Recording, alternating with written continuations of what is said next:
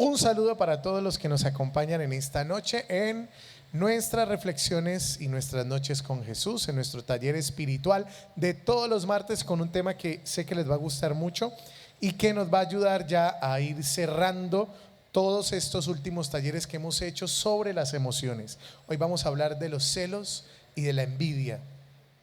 Esos celos que hacen daño, me enloquecen. Esa canción, si es la suya, este es su taller.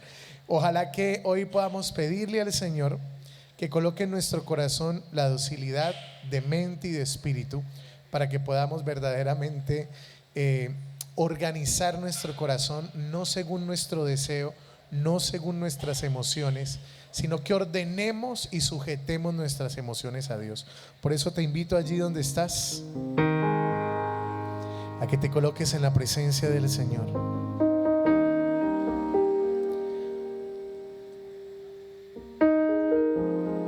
No sé qué estés pasando, si es un momento, si ha sido un día duro o difícil. Abandónate en las manos de tu Señor.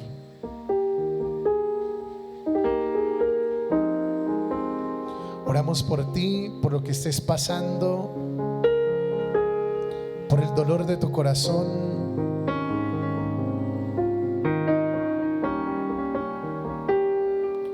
Oramos por tus necesidades.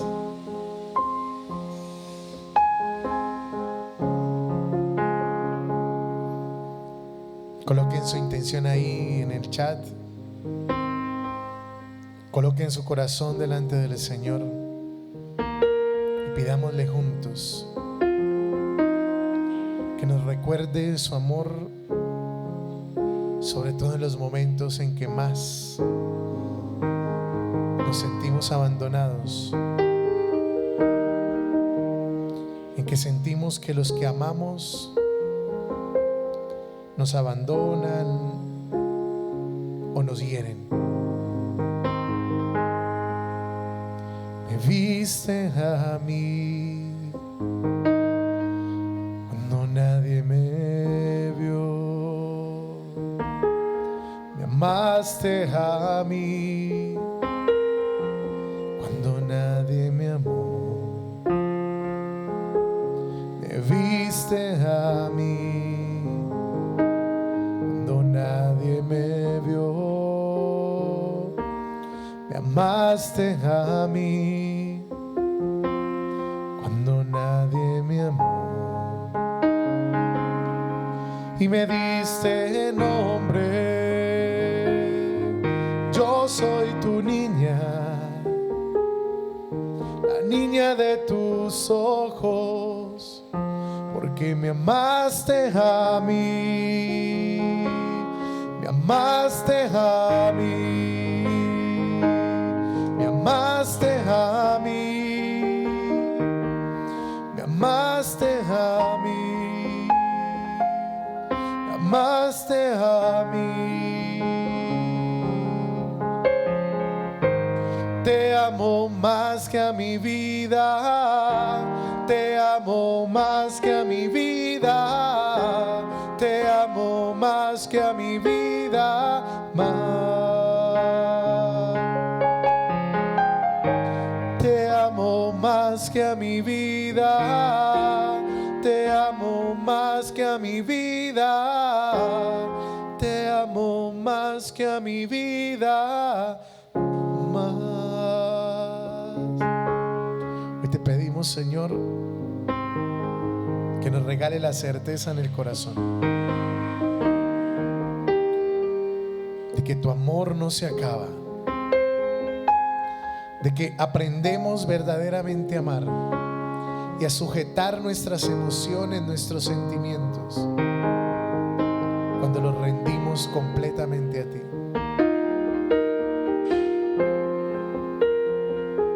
Por eso te decimos: te amo más que a mi vida, te amo más que a mi vida, te amo más que a mi vida, más. Te amo más que a mi vida. vida, te amo más que a mi vida, te amo más que a mi vida, más.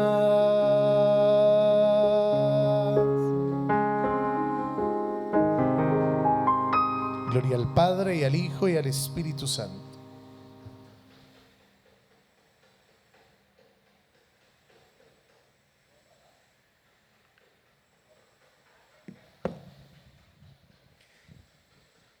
Vamos a iniciar nuestro taller de hoy y vamos a pedirle al Señor que durante esta noche nos regale mucha sabiduría, especialmente para lograr colocar en nuestro corazón lo que la palabra hoy quiere transformar.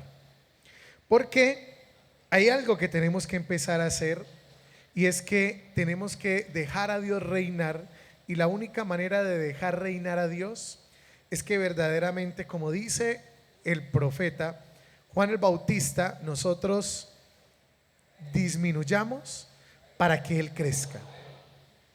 Y por eso es que hoy vamos a hablar especialmente de un tema que tiene que ver con uno de los elementos o de las realidades tal vez más suscitadas, o tal vez una de las emociones menos comprendidas y más negativamente juzgadas de nuestra sociedad. El sentimiento o mejor, la emoción de los celos y la emoción de la envidia, cuando se convierte en un sentimiento, es autodestructiva, al punto de que los celos o la envidia pueden llegar a sabotear la obra de Dios en nosotros. Porque la obra de Dios no se detiene, pero la obra de Dios en nosotros sí se ve torpedeada, porque necesita de nuestra voluntad para verdaderamente aceptar lo que Dios quiere reparar y transformar en nuestro corazón. Por eso pregúntese una cosa, y es una pregunta básica que empezamos haciéndonos, es: ¿usted es celoso? ¿Usted es celosa? ¿Usted es envidioso o envidiosa? ¿Realmente nos hemos hecho esa pregunta? Porque a veces no hacernos esas preguntas tiene también que ver más con el hecho de que en muchas ocasiones nos negamos una realidad que es real en nuestro corazón, pero que resultamos negándola simplemente porque nos duele siquiera aceptarlo. Lo habíamos hablado hace algunos días, ¿no? Y es, uno tiene que aprender a identificar cuáles son los sentimientos que uno tiene en su corazón. Es decir, que uno sea capaz de entender que si está celoso, pues diga: estoy celoso. Si estoy enojado, debo decir: estoy enojado. Si estoy triste, debo decir: estoy triste.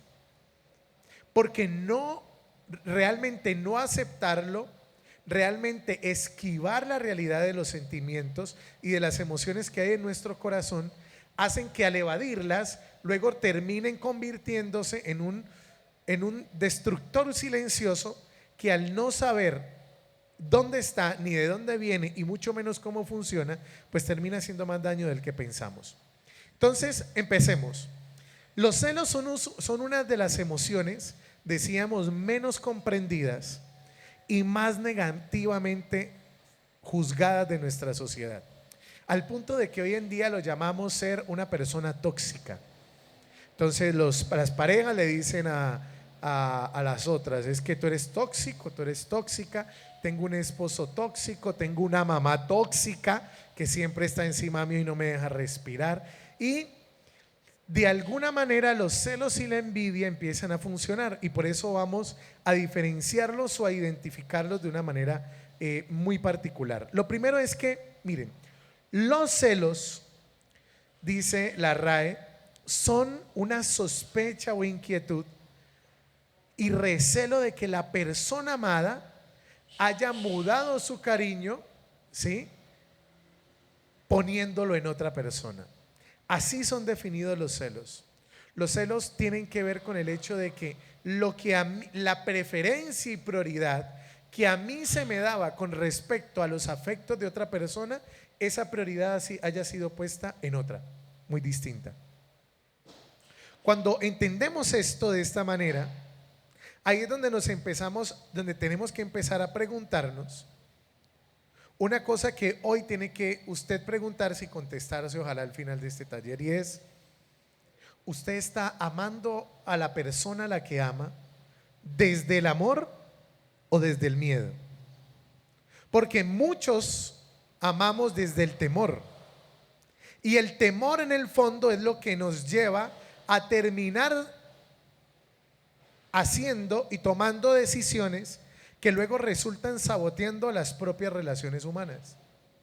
Cuando uno ama desde el miedo, entonces cualquier cosa que ponga en peligro ese amor me pone en estado de alerta, al punto que incluso puedo llegar a pasar por encima de esa persona simplemente porque estoy perdiendo su amor. Cuando yo amo desde el amor, simplemente doy lo que siento, lo que soy, lo que hay en mi corazón, sin vivir con el miedo frecuente y siempre presente de que ese amor se pierda. Ahora, la envidia es una tristeza o pesar del bien ajeno, deseo de algo que no se posee. Y aquí hay algo que tenemos que tener muy claro. La envidia es muchas veces sentir que tengo menos de lo que otros tienen, o incluso crearme la necesidad de lo que no tengo simplemente porque lo veo en otro, aunque yo no lo quiera. Porque es nomás que muchas veces uno vea feliz a otro con alguna cosa, y ahí es donde uno la empieza a desear, porque en el fondo no desea lo que lo hizo feliz al otro. En el fondo lo único que deseas es ser feliz como el otro es feliz. Pero uno termina enfocándolo especialmente en ver al otro como un enemigo, y ahorita lo veremos. ¿Qué pasa entonces? El principal sentimiento que mueve tanto a los celos como a la envidia es el miedo. Y por eso cuando uno verdaderamente se pregunta si está amando desde el amor o si está amando desde el miedo, ya ahí uno se responde muchas de las cosas que uno termina haciendo equivocadamente en su relación familiar, parental o simplemente sentimental. Allí es donde uno realmente logra darse cuenta desde dónde está amando, si desde el miedo de perder el amor del otro o desde el amor verdaderamente por el otro. Y las dos cosas, aunque tú no lo quieras, verdaderamente se contraponen. Porque cuando tú amas desde el miedo, siempre vas a sabotearte y vas a sabotear incluso el amor del otro.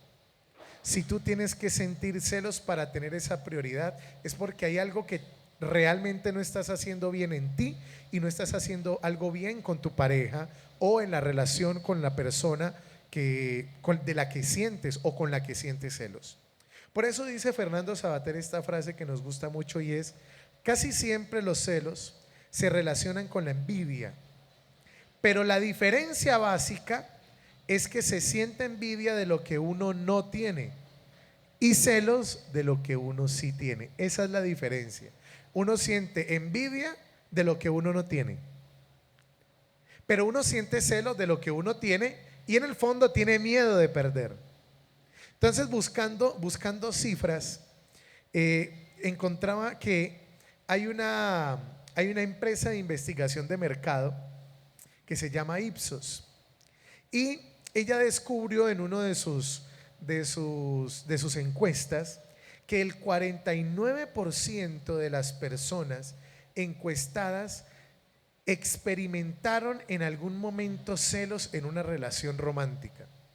Imagínense, el 49%. Cuando uno se da cuenta de esto, ahí es donde uno se logra descubrir que verdaderamente hay algo que no está funcionando bien en nosotros. Que el miedo es verdaderamente el detonante fundamental que está moviendo nuestra vida en algo tan particular como nuestras relaciones humanas, sentimentales o simplemente familiares. Entonces, ¿qué sucede? Los celos nos advierten de que hay necesidades insatisfechas en nosotros. Y los celos terminan siendo un miedo desmedido por perder o por no poder tener lo que deseamos. Por eso es que los celos, de alguna manera, si tú te consideras una persona celosa, si en verdad aceptas que lo eres, es porque hay una necesidad insatisfecha en ti que desafortunadamente no ha sido saciada, y piensas que el hecho de que pierdas la atención o la prioridad del otro, pues aún va a hacer que tú te vacíes más de eso que no tienes. Ahora, hay dos componentes claves, y seguimos. Hay dos componentes claves en esto de los celos. Uno son, lo acabamos de decir, primero las necesidades insatisfechas, que sumado al miedo de no tener lo que deseamos, produce celos. Esos son los dos elementos claves: las necesidades insatisfechas y el miedo a no tener lo que deseamos.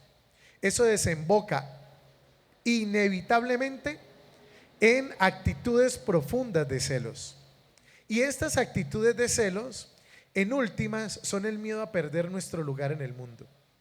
Una persona celosa es una persona que tiene miedo de perder su lugar en la vida del otro, porque en el fondo siente que su lugar en el mundo tiene razón de ser a través de la relación que tiene con esa otra persona. Y ahí es donde está lo verdaderamente dañino de los celos. ¿Por qué la gente tiene celos? Porque tiene miedo de la traición, del abandono, del rechazo que producirá el hecho de perder la atención y el amor del otro. Cuando uno tiene miedo de eso, ¿qué hace? Ve amenazado su lugar en el mundo y trata de recuperarlo de una o de otra forma. Entonces empieza a hacerlo primero de buena manera. Luego, si no tiene la respuesta que esperaba, empieza a torcerse el palo.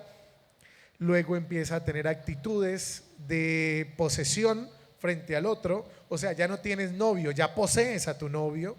Ya no tienes novia, posees a tu novia. Ya no tienes hijos, posees a tus hijos. Hay mamás que le dicen a uno: vea, padre, vea, yo llevo 62 años, padre, educando a ese muchacho, le he dado todo en la vida.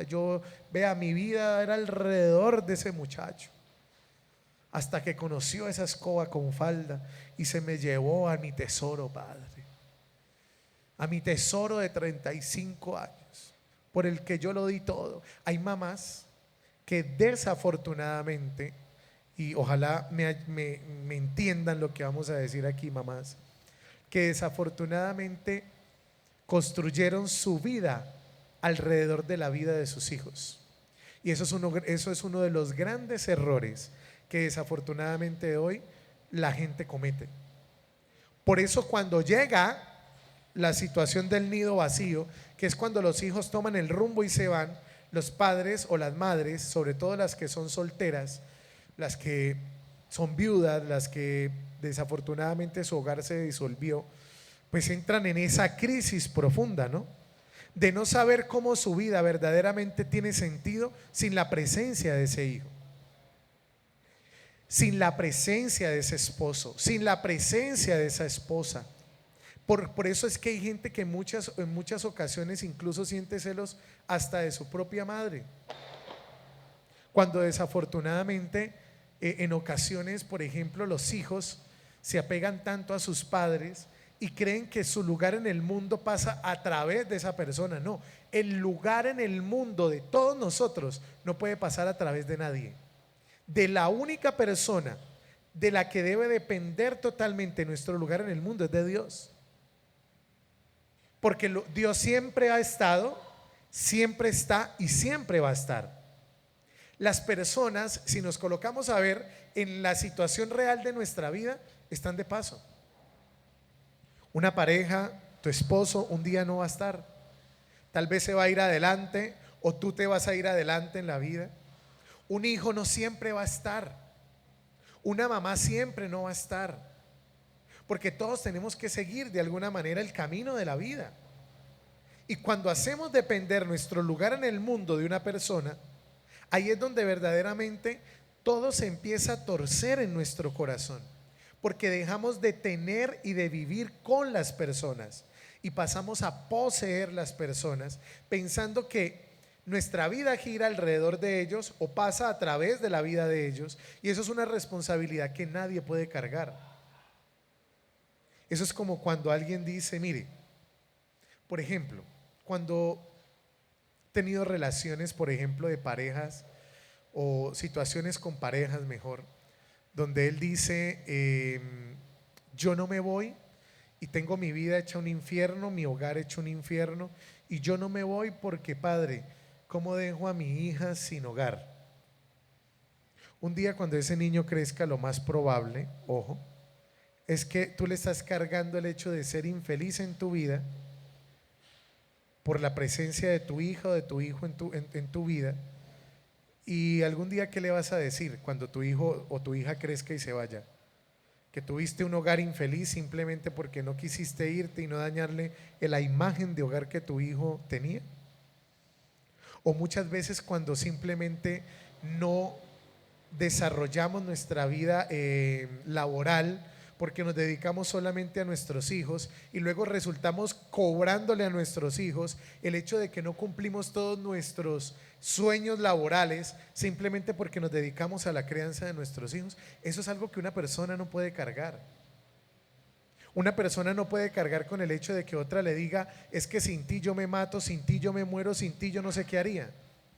Eso es un peso que nadie puede cargar. Nadie puede cargar la existencia de otro y la responsabilidad de que el otro sea feliz. Por eso es que hay relaciones que desafortunadamente han llevado al extremo sus relaciones, porque desafortunadamente no entienden que uno construye una vida con una persona, no a través solamente de una persona. Porque si tu vida pasa a través de tu hijo, de tu hija, de tu madre, de tu pareja, tu vida está cimentada no sobre roca, sino sobre arena. Porque un día esas personas puede que no estén. Y eso es un peligro muy grande que no podemos correr. Por eso dice la carta a los Corintios en el capítulo 3. Porque son apenas niños en la fe, ¿acaso no lo demuestra el hecho de que se dejen dominar por los celos y anden en disensiones? ¿No están actuando como meros humanos? Los celos lo único que muestra es el poder del pecado y de nuestra carnalidad en nuestra vida. ¿Por qué vivimos llenos de miedo a que el otro nos quite el lugar que tenemos en la vida del otro? Porque simplemente lo que nos mueve es el miedo y lo que nos mueve es el pecado. Ahora, sigamos. Si ya pensamos y ya hablamos sobre los celos, ahorita lo que vamos a hacer una acepción o una inserción especial mejor en lo que tiene que ver con la envidia. Porque no solamente vamos a hablar de las personas celosas, sino de la envidia, porque la envidia y los celos, como lo decía Fernando Sabater arriba, tienen mucho que ver, son diferentes, porque recordemos, los celos es tener miedo de perder algo que ya tengo, y la envidia es tener miedo por algo que tiene otro. Voy a contar esta historia. Habían dos hermanos que su madre los quería mucho. Uno era mayor, el otro era más chiquito, y siempre cuando la mamá le servía, el pequeño miraba el plato del grande y veía que en el plato del grande había más. Eso se quedó analizándolo un día cualquiera en adelante. Ese niño siguió mirándolo, hasta que un día no se aguantó y le dijo a la mamá, mamá, tú no me quieres, ¿cierto? Y la mamá se sonrió y le dijo, hijo, ¿por qué dices eso? Es que tú siempre le sirves más a mi hermano. O sea, ¿le sirve más simplemente porque es grande o simplemente porque lo amas más? Yo creo que es porque lo amas más, porque a mí también me da hambre. La mamá se quedó con eso en su corazón y dijo, ok, vamos a darle un poco a nuestro hijo de lo que está pidiendo. Al otro día empezó a servirle incluso más que a su hermano. Primero le sirvió igual. El niño lo vio raro, pero dijo, tal vez se equivocó de plato. Al segundo día lo mismo, al tercer día lo mismo, y a los días ya le empezó a servir más. Hasta que un día, él viendo que le servían más que a su hermano, volvió y llamó a su mamá y le dijo, mamá, definitivamente tú no me quieres. La mamá volvió y sonrió y dijo, hijo, pero ¿por qué? ¿Ahora qué pasó? Primero, me servías menos que a mi hermano, por eso lo querías más. Resulta que cuando te lo dije, entonces ahora me sirves más que a mi hermano, o sea, me quieres ver gordo, mamá. Entonces, en el fondo, cuando uno logra descubrir lo que había en el corazón de ese hermano, el problema no era lo que servían en el otro. El problema es que en el fondo no sabía cuál era su lugar en el mundo y quería ser. No lo que comía su hermano, quería ser su hermano. Lo mismo pasa cuando, mire, con la envidia. Cuando uno siempre, la envidia es simplemente el hecho de andar mirando el plato del otro y dejar de ver las bendiciones que hay en el tuyo. Simplemente es eso. La envidia siempre te lleva a mirar lo que hay en el plato del otro, aunque tu plato esté más lleno que el del otro. Porque en el fondo lo que te mueve es el sentimiento de felicidad que el otro tiene y que tú no. Entonces el problema no es lo que tiene, el problema es la actitud que tiene frente a las cosas que lo hacen feliz. Por eso dice Tomás DeLonge, que es de la Harvard Business Review, decía una frase que me gustó mucho y es, miren, comparar es una trampa que impregna nuestras vidas. Siempre lo estamos haciendo. Especialmente si somos profesionales con una gran necesidad de logros. Cuando uno necesita ser reconocido por algo que uno hace, o por algo que uno logra, o por algo que uno tiene, en el fondo siempre se vive comparando. Y en el fondo siempre le va a faltar 5 para el peso. Por eso es que la envidia tiene su foco siempre en la persona, en el envidiado. La envidia siempre se basa en lo que la otra persona es, ni siquiera en lo que la otra persona tiene. Uno se fija en lo que tiene y pareciera que eso es lo que lo mueve, y no. Lo que lo mueve es lo que el otro llega a ser que yo no. Por eso la envidia siempre va a ser ver al otro como un competidor. Y siempre uno se va a estar contrastando con ello. Mira que nos pasó en un colegio hace mucho tiempo, de una chica que, yo creo que este ejemplo ya lo había dado, pero lo recuerdo, de una chica que en su Facebook subía fotos sobre, ella pintaba arte, pintaba cuadros, pintaba muy lindo para ser una niña de séptimo, octavo, pero hacía unos cuadros muy bonitos y tenía su cuadro de pintura, su cuarto de pintura y todo el tema.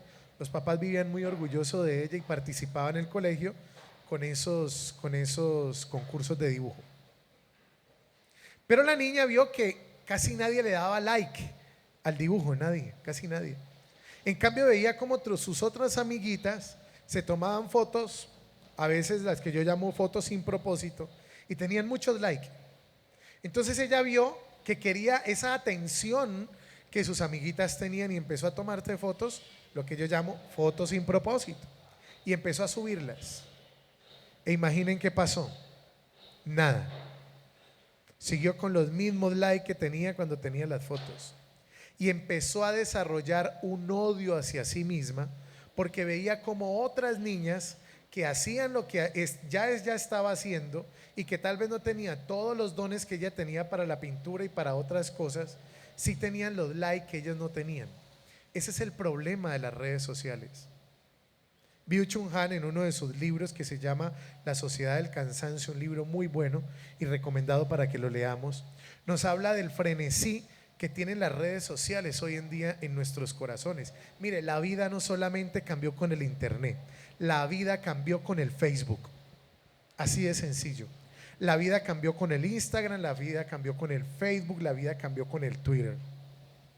Porque expuso nuestra vida a un reconocimiento y a una necesidad de que los demás digan lo buenos, lo bonitos, lo inteligentes o todo lo bueno que cada uno de nosotros puede ser. Entonces, cuando tú sientes que otros tienen esa atención y ese reconocimiento que tú desafortunadamente no tienes, siempre te vas a sentir insatisfecho e incluso te puedes odiar a ti mismo por todo eso que no tienes. Así funciona nuestra juventud de hoy e incluso nuestros adultos de hoy. Por eso es que la envidia menoscaba nuestras relaciones. Cuando uno siente envidia y cuando uno siente celos, lo primero que uno empieza a quedarse es solo. ya usted no se lo aguanta a su pareja, ya usted no se aguanta a su hijo, ya usted no se aguanta a su mamá, ya uno empieza a tomar distancia de las personas porque uno siente que el otro te atrapa como si fueras una posesión de ella, y a ninguno de nosotros nos gusta sentirnos como pajaritos en jaulas. Ahora, en la Biblia encontramos especialmente dos ejemplos de esto. El primer ejemplo es Saúl, el rey. Ya habíamos hablado de este concepto antes, y es el síndrome del rey. El síndrome del rey es el síndrome de Saúl, David y Salomón, y de los reyes, de los hijos de David también. ¿Cuál es el síndrome? No eran nada, Dios los pone a reinar y ya lo son todo, pero cuando están arriba se les olvida quién los puso y para qué, y empiezan a hacer cosas que reniegan de la elección que Dios a la cual los ha llamado. Cuando eso sucede, a eso le llamamos el síndrome del rey, es decir, ese síndrome que nos lleva siempre a querer zafarnos del control, comillas, que Dios ejerce sobre nosotros, la paternidad que Dios está o ejerce sobre nosotros. Entonces, ¿qué pasó con Saúl? Cuando David venció a Goliat, la gente empezó a decir: Saúl mató a 1000, pero David mató a 10,000. Saúl empezó a escuchar eso y empezó a ver en David, que era el que le había salvado la papeleta en medio de la guerra con los filisteos, empezó a ver a un enemigo, empezó a ver a un rival, lo que hablábamos ahora, ¿no? Empezó a sentir envidia del amor, ¿sí?, que la gente empezaba a profesar por David. A David nunca le importó el reinado, nunca le importó ser rey, él solamente quería hacer la voluntad de Yahvé.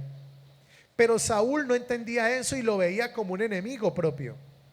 Por eso es que los celos y la envidia siempre alimentan nuestras tendencias pecaminosas y actúan como barreras entre Dios y nosotros. Cuando usted siente envidia del otro, usted, al ver al otro como un enemigo, empieza a tratarlo con distancia, empieza a ver sus defectos, empieza a murmurar sobre sus virtudes o sobre los propios defectos del otro, empieza a levantar muros. Y siempre nuestro corazón anda buscando lo que nos separa, no lo que nos une. Por eso Dios, aunque le dio su reinado a Saúl, Saúl se fue tirando esa elección que Dios hizo con él, porque sus sentimientos nublaron su corazón. Le nublaron el corazón y la razón, y se cegó con envidia ante David. A uno le puede pasar eso todos los días, hermanos. Vea, yo conozco realidades de familias donde la misma mamá empieza a sentir envidia de su hija porque se roba la atención de su padre, es decir, de la pareja de la mamá. O donde un hijo empieza a robarse la atención y la prioridad de su madre y empiezan a dejar de lado al papá, a la pareja de la mamá. Esas cosas pueden pasar hasta en las mejores familias, como se dice, porque la envidia te hace ver fantasmas donde no lo hay. Igual que Saúl empezó a ver fantasmas. Saúl empezó a pensar que la gente decía que David mató a 10,000, aunque solamente hubiera tumbado a Goliat, porque él quería ser rey, y eso era lo último que él quería. Al punto de que la envidia lo llevó a tomar incluso hasta distancia de su hijo Jonatán. Jonatán no era el mejor amigo, se amaban David y Jonatán, el hijo de Saúl. Y Saúl incluso tomó distancia en un momento de su hijo. Entonces mire hasta donde la envidia lo puede llevar a uno, lo lleva a uno a ver enemigos en todos lados. Y ya lo hablábamos el otro día, ¿no? O sea, para que alguien considere que tiene enemigos en la vida es porque hay algo que está muy mal en el corazón de esa persona. Es que fulano es mi enemigo, es que mi vecina es mi enemiga, es que mi nuera es mi enemiga, es que mi suegra es mi enemiga, es que fulano es mi enemigo. Ya cuando uno le coloca el cliché o el adjetivo de enemigo a alguien, uy, es porque hay algo que ya está muy desfasado en el corazón de uno. Porque enemigo el que lo quiere matar a uno, y muchas veces no es eso lo que uno tiene en la vida, simplemente tiene gente que no comulga contigo, que piensa diferente, que no está de acuerdo con lo que tú haces y uno ya cree que son enemigos. Eso le pasaba a Saúl.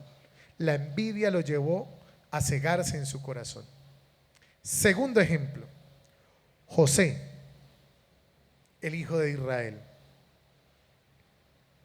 Dice en el Génesis 45, no podía ya José contenerse. ¿Qué pasó? Su padre tenía mucha predilección por José y sus hermanos empiezan a sentir envidia. Y unos traman como en una salida deshacerse de él, al punto de querer matarlo, que lo quería matar. Luego dijeron, no, matarlo tampoco, no vayamos a ese extremo. Busquemos cómo nos deshacemos de él. Y lo vendieron. Lo vendieron y lo hicieron pasar por muerto ante su padre. Padre que nunca olvidó el dolor que eso le causó. Miren lo que causan los celos. Porque si en Saúl era la envidia, en la historia de José lo que predomina son los celos. A sus hijos no les importó el dolor de su padre al perder a ese hijo. O sea, no era cualquier hijo, era tal vez uno de los hijos o tal vez el hijo que más amaba. Prefirieron no perder el puesto, comillas, que su padre no les daba. Preferían no perder ese puesto a evitar el dolor de su padre. Pues no, prefirieron el dolor de su padre. Por eso es que cuando nuestro enfoque está plenamente en Jesús, el Espíritu te produce la paz, el amor y el gozo necesario para no andar sintiendo celos porque otros tienen otras prioridades en sus vidas. Tenemos que empezar a limpiar de nuestro corazón, a sanar de nuestro corazón esa necesidad que tenemos de ser la prioridad de la vida de los demás. Porque cuando queremos ser la prioridad en la vida de los demás, empezamos a hacerle mucho daño a esa persona y a nosotros mismos. ¿Usted no ha visto que hay parejas que empiezan a actuar por miedo frente a su pareja?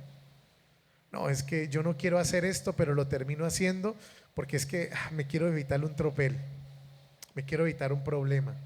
No, es que voy a hacer lo que mi mamá me está diciendo, pero yo no sé cómo, yo no, ya la próxima vez no le contesto a mi mamá. Y uno empieza a tomar distancia de su mamá, de su papá, de su familia, de un amigo, simplemente porque sabe que como el otro es celoso, entonces eso lo va a obligar a hacer cosas que uno no quiere y antes de hacerlas pues uno prefiere tomar distancia. Por eso es que los celos nos pueden llevar a cometer lo peor de nuestros corazones. Y por eso es que cuando José ya es el que tiene el poder, porque luego José sabemos que empieza a tener una posición, y cuando un día llegan sus hermanos a pedir comida porque están aguantando hambre su pueblo, José tiene la oportunidad de vengarse, y José decide no vengarse. José decide aprender a amar, a no sentir la misma envidia o los mismos celos que sus hermanos sentían por él.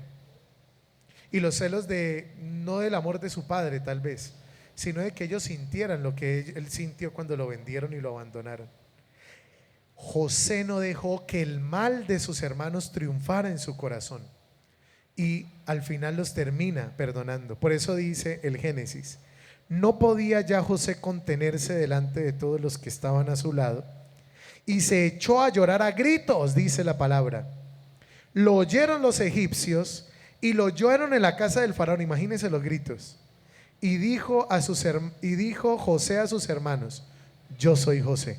Claro, ahí es donde él se quita sus túnicas, se presenta ante sus hermanos y les dice, todavía estoy vivo, no me fue tan mal. Y hoy que tengo la oportunidad de darles la mano, se las voy a dar. Esta historia muestra que uno es capaz de vencer los celos de otros, que uno no puede dejar que el mal de otros triunfe en el corazón de uno. Y por eso hay 4 escenarios que quiero que se hagan o que se pregunten cada uno en su corazón. Primero, ¿te alegras de manera que cuando otra persona es halagada, promovida en el trabajo, elogiada por su esfuerzo o se destaca de distintas maneras a ti y a ti no te toman en cuenta? ¿Te alegras cuando eso le pasa a alguien? Si no te alegras, sientes envidia. Segundo, ¿sueles alegrarte con los que se alegran? O con lo que alegran, o con los que otros les pasa algo bueno y se alegran por eso. Tercero, celebra las bendiciones de otros aunque tú no hayas recibido nada, o con eso. Y cuarto, ¿sientes celos de tus amigos cuando se reúnen y no te consideran? Hay veces que ese tipo de situaciones pueden llevarte a cometer errores muy profundos. Los celos y la envidia, tarde que temprano, te llevan a terminar con personas iguales que tú, o simplemente terminan alejándote de las personas que más amas. Y el problema es que cuando la gente toma distancia y se aleja, muchas veces no vuelve. Por eso, ya planteado el tema, terminamos con esto: 4 elementos para liberar nuestro corazón de la atadura de los celos y de la envidia. 4 elementos. Allá abajo ustedes van a encontrar unos textos bíblicos: Santiago 3:16, Hebreos 13:5, Primera de Corintios 13:4 y Romanos 12:15-16. 4 cosas para liberar nuestro corazón de este agobio. Primera, siempre exprese gratitud a Dios por todas las bendiciones que le ha brindado a otros. Ojo, siempre dé gracias por lo que otros reciben. Aprender a educarse en esa práctica te ayudará mucho a ti. Porque cuando tú bendices a otros por lo bueno que reciben en la vida, las puertas de tu vida se empiezan a abrir. Cuando uno siempre vive envidioso de por qué se lo dieron a otro, de por qué a otro le fue bien, por qué no me tuvieron en cuenta a mí, por qué no lo hicieron conmigo, uno vive amargado y empieza a cerrar puertas inconscientemente. Segundo, lo segundo es muy importante y es: rodéese de personas que te ayuden a sanar. ¿Usted no ha visto que la gente celosa y envidiosa siempre se rodea de gente que termina alimentándole los celos y la envidia? Entonces usted le cuenta a alguien, ¿no? ¿Cómo te parece que a fulano lo subieron cuando ese puesto me lo habían prometido a mí? Y entonces la otra persona empieza: sí, es que yo estoy de acuerdo con vos. Sí, eso debieron haberte dado a vos, porque mira que es que en la empresa siempre pasa eso, y es que vos tenías muchas capacidades, en cambio el otro no sabe nada. Cuando tú te rodeas de ese tipo de personas, tú no sanas, tú te envenenas más. Entonces rodéese de personas que puedan ayudarte a sanar antes que alimentar el dolor que sientes por algo que te sucedió frente a celos o envidia. Tercero, sirve al Señor entregando lo mejor de ti y enfócate en el servicio al otro. O sea, tú a lo tuyo. En pocas palabras es eso: enfóquese en lo suyo. Pero si andan mirando el plato del de enseguida, a tu plato siempre le va a faltar, aunque esté más lleno que el de enseguida. Y por último, agradezca a Dios por todo lo que tiene ahora. Todos los días, no un día, no 2 días, no 3 días, agradezca todos los días. Pero en serio, o sea, todos los días, cuando te levantes y cuando te acuestes, de gracias, de gracias, de gracias. Incluso por lo que no salió bien, por lo que no recibiste, por lo que no fue, por ese ascenso que no te dieron, por esa plata que no te dieron a ti, por ese reconocimiento que le dieron a otro. Da gracias. Porque si das gracias, tienes el corazón abierto. Si empiezas a murmurar, vas a cerrar tu corazón. Y ahí es donde uno empieza a herirse y a autolacerarse más, y empieza a sentir no solamente más envidia, sino más celos del otro. Con este tema terminamos y nos queda solamente un taller del que es el dentro de 8 días, que vamos a hablar del último sentimiento. Y por eso lo dejamos de último, y es el tema de la alegría. Dentro de 8 días vamos a hablar de la alegría. Así que si usted es un amargado que vive en su casa, no se pierda el dentro de 8 días. Sencillo. Dentro de 8 días vamos a hablar de la alegría. Y eso nos va a ayudar a entender verdaderamente, vamos a poder hacer una diferencia entre el gozo, verdaderamente, entre lo que es el gozo y la alegría, que son ahí 2 temas que nos van a ayudar a verdaderamente a conocer un poco más nuestra vida espiritual. Por último, Bueno, los que saludamos a las chicas que fueron con nosotros a retiro de Maús este fin de semana que acaba de terminar. Tuvimos retiro de Maús con casi 40 caminantes y el 2, 3 y 4 de junio del otro mes vamos a tener retiro de hombres. Así que si usted quiere de hombre participar en nuestro retiro, ya también puede comunicarse con la parroquia San Pedro Claver, ahí se puede inscribir para que participe de este retiro de 3 días solo para hombres que vamos a tener el 2, 3 y 4 de junio en mi parroquia. Vamos a orar. Hoy, Dios Padre amado, nos rendimos, Señor, a tu clemencia, a tu amor y a tu gracia. Hoy te pedimos, Padre Santo, que nos regales bendición y acción en todas las cosas de nuestra vida para que podamos reconocer la abundancia de los bienes que nos has prometido recibir a tus hijos. Hoy te damos gracias, Señor, por lo que tenemos, por lo que nos falta, por lo que hemos recibido y por lo que viene, Señor, en camino. Permítenos tener siempre un corazón agradecido, en el nombre del Padre y del Hijo y del Espíritu Santo. Amén. Nos vemos dentro de 8 días con nuestro último tema de las emociones, la emoción de la alegría dentro de 8 días. Y dentro de 15 ya tendremos un nuevo módulo de nuevos temas. Dentro de 8 días les voy a traer las 2 opciones que tenemos para trabajar. La idea es que ustedes voten y nos ayuden a nosotros a escoger qué temas quieren seguir trabajando en nuestros talleres con Jesús. Dios los bendiga.